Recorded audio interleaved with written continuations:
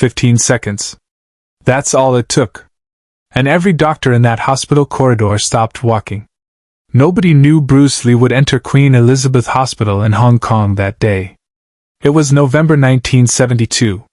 The hospital was operating normally, doctors making rounds, nurses checking charts, patients shuffling through corridors with 4 stands. Standard Tuesday afternoon. Bruce Lee wasn't supposed to be there. He wasn't sick. He wasn't visiting anyone. He was there because of a phone call. The call had come 3 hours earlier to Golden Harvest Studios where Bruce was filming Enter the Dragon. A trembling voice on the other end, Dr. Michael Chen, head of orthopedics at Queen Elizabeth. Bruce had met him briefly at a charity event 6 months prior. "Mr. Lee, I know this is unusual, but I need your help. It's about my son." Bruce listened. Dr. Chen's son, David, was 17. Promising martial arts student. 3 weeks ago, a training accident. Severe spinal injury during a tournament. The surgeons had done everything they could. David had regained some movement, but he was terrified. Convinced he'd never walk properly again. Refusing physical therapy. Giving up. "He worships you," Dr. Chen said, his professional composure cracking. "He has your poster on his wall. He watches your films. If you could just talk to him. 5 minutes. Anything." Bruce didn't hesitate. "I'll come this afternoon." He arrived at 2:47 p.m. No entourage. No cameras. No publicity. Just Bruce Lee in simple dark pants and a white shirt, walking through the main entrance of Queen Elizabeth Hospital like any other visitor. He found Dr. Chen on the 3rd floor. The doctor's face showed the exhaustion of a father who'd been watching his son fade for weeks. "He's in room 312, Dr. Chen said. "But Mr. Lee, I should warn you, he's not the same boy. The injury, it broke something in him. He won't even try anymore." Bruce nodded. "Show me." They walked down the corridor toward David's room. And that's when it happened. Nobody knew Bruce Lee would enter that hospital that day. 15 seconds later, the corridor was frozen and a doctor whispered impossible. The corridor was busy. 4 doctors conferring over a chart. 2 nurses at a medication cart. A patient with enforced stand shuffling slowly along the wall. Normal hospital activity. Bruce stopped walking. Dr. Chen turned, confused. "Mr. Lee?" Bruce didn't answer. He was looking at something specific. A young orderly pushing a wheelchair. The wheelchair was occupied by an elderly woman, and the orderly was struggling. The chair had a stuck wheel. He was forcing it, jerking it forward in uneven movements that jarred the woman with each push. Bruce stepped forward. "Wait," he said quietly. The orderly stopped, startled. Everyone in the corridor noticed the interruption. The doctors looked up from their chart. The nurses paused. The patient with the 4 stand stopped shuffling. Bruce crouched beside the wheelchair and examined the stuck wheel. A small piece of debris wedged in the mechanism. He cleared it with one precise movement, then stood. "Try now," he said to the orderly. The orderly pushed. The wheelchair rolled smoothly. Bruce looked at the elderly woman. "Are you comfortable?" She nodded, surprised by the question. And then Bruce Lee did something that would be discussed in that hospital for decades. He positioned himself beside the wheelchair. Not touching it. Not holding it. Just standing with perfect posture, his body aligned as if he were about to demonstrate something. "Watch," he said, addressing everyone in the corridor without raising his voice. Second 1. Bruce shifted his weight from his left leg to his right. The movement was so subtle, so controlled, that it looked like he hadn't moved at all. But everyone watching could feel the shift. The way his entire body recentered around a new axis of balance. Second 2. His right hand rose. Not quickly. Not slowly. With perfect temporal precision. His fingers extended, then curved slightly. The hand stopped at exactly chest height.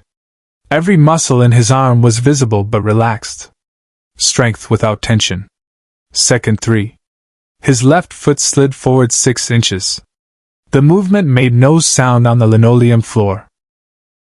His heel touched down first, then his toes, distributing weight across the surface area like water spreading evenly across glass. The 4 doctors had stopped looking at their chart. They were staring at Bruce. Second 4. His hips rotated. Maybe 3 degrees. Maybe 5. Impossible to measure with the naked eye. But the rotation created a chain reaction through his entire body, shoulders adjusting, spine aligning, head tilting slightly to maintain equilibrium. One of the nurses gripped the medication cart. "What is he doing?" she whispered. Second 5. Bruce's breathing changed. Not deeper. Not faster. But visible. His ribcage expanded, his diaphragm descended, and you could see the oxygen distribute through his body, feeding muscles that most people didn't know existed. Second 6. His fingers contracted into a loose fist.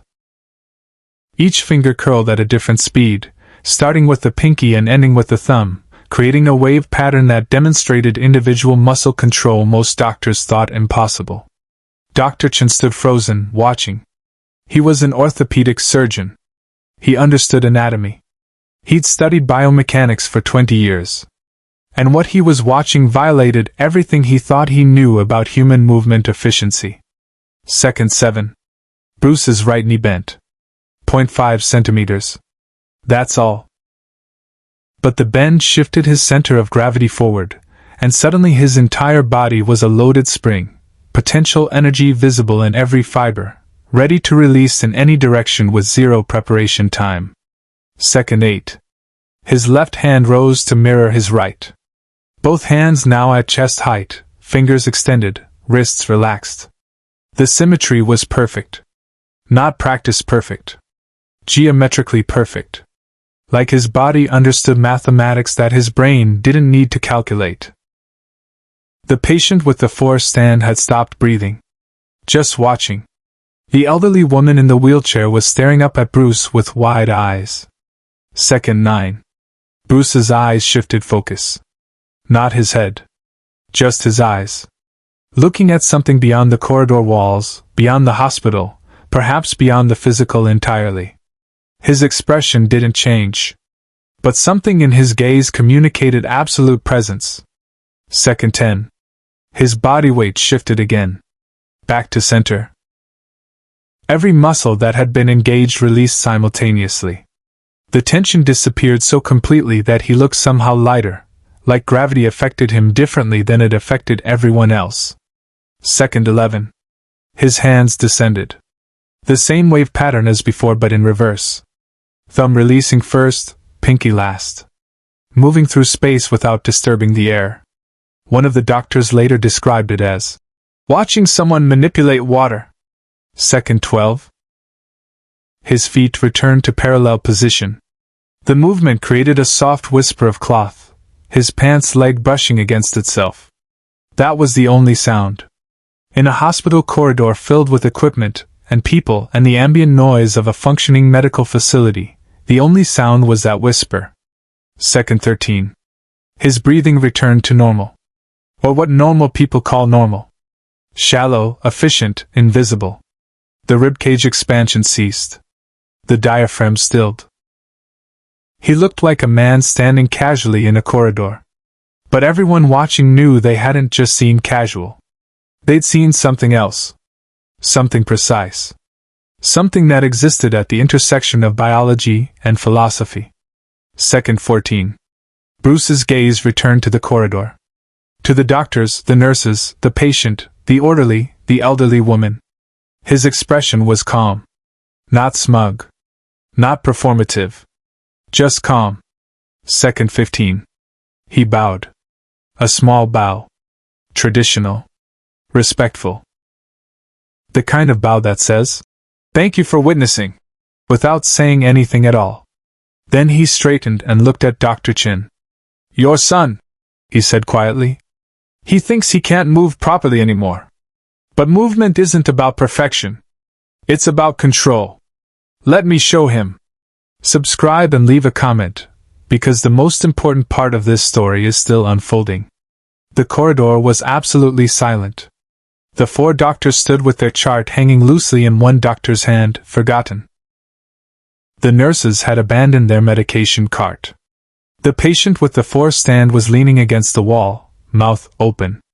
The orderly stood behind the wheelchair, hands still gripping the handles, eyes wide.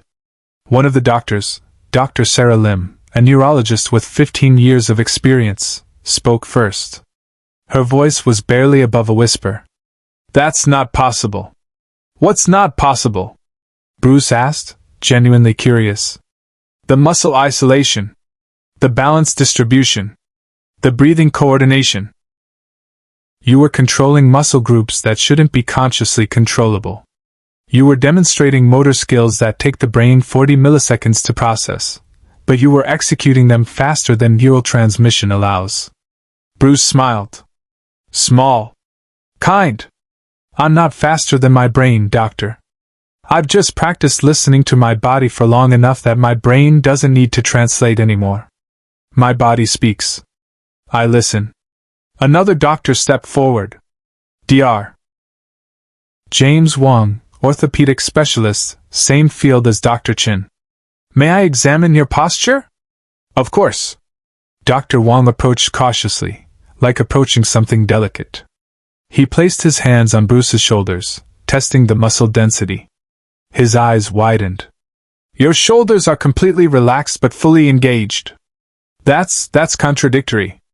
Muscles are either tensed or relaxed. They can't be both." "They can," Bruce said gently, "if you stop thinking of them as separate states. Tension and relaxation aren't opposites. They're partners. You need both simultaneously for true control." Dr. Wang stepped back, shaking his head in disbelief. "I need to rethink everything I teach my physical therapy patients." Bruce turned to Dr. Chen. "Your son. Can I see him now?" Dr. Chen nodded, still processing what he'd just witnessed. They walked toward room 312. The corridor remained frozen behind them. Doctors and nurses standing motionless, replaying those 15 seconds in their minds, trying to understand what they'd seen. Away from the cameras, Bruce made a choice no one expected. Room 312 was dim. David Chen lay in the hospital bed, staring at the ceiling. 17 years old but looking younger, diminished by pain and fear. His legs were under a thin blanket. Monitoring equipment beeped softly beside him. Dr. Chen entered first. "David, you have a visitor." David didn't turn his head. "I don't want visitors." "Not even me?" Bruce said, stepping into the room. David's head snapped toward the voice. His eyes went wide. You're Bruce Lee." "I am." Bruce pulled a chair beside the bed and sat. "Not at a distance. Close. Within reach." "Your father tells me you're giving up." David's jaw tightened.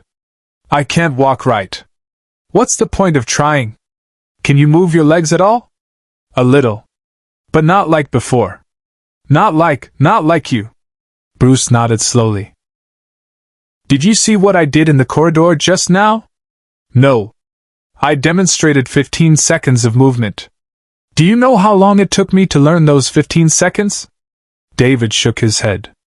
20 years, Bruce said. "When I was your age, I couldn't do any of it. I had to learn. Every muscle. Every shift of weight. Every breath. I had to practice 1 second of control for months before I could add the next second. But you're Bruce Lee. You're perfect." "No." Bruce's voice was firm but kind. "I'm controlled. There's a difference. Perfection doesn't exist. But control? Control you can practice every single day." He stood and moved to the foot of David's bed. "Move your right foot. Just your toes. As much as you can." David hesitated, then tried. His toes shifted slightly under the blanket. "Maybe half an inch." "Good," Bruce said. "Now do it again. Slower." David did. This time watching his own foot, feeling the muscles engage. "That," Bruce said quietly, is 15 seconds of movement. Your 15 seconds. Not mine. Yours. Tomorrow you'll do it better. Next week you'll add another second. In 6 months you'll walk. Not like me. Like you? He reached into his pocket and pulled out a small card, his business card from Golden Harvest Studios. He placed it on David's bedside table. When you walk again, call this number. I want to know. Share and subscribe. Some stories deserve to be remembered. David Chen called that number 8 months later. He walked into Bruce's studio without crutches. Bruce spent 3 hours teaching him Wing Chun basics, moving slowly, patiently, treating every small movement as victory. The doctors who witnessed those 15 seconds in the corridor changed how they taught rehabilitation. Dr. Wong rewrote his physical therapy protocols. Dr. Lim published a paper on conscious motor control that referenced observed phenomena in clinical settings. They never mentioned Bruce Lee by name. But they never forgot what 15 seconds of perfect control looked like.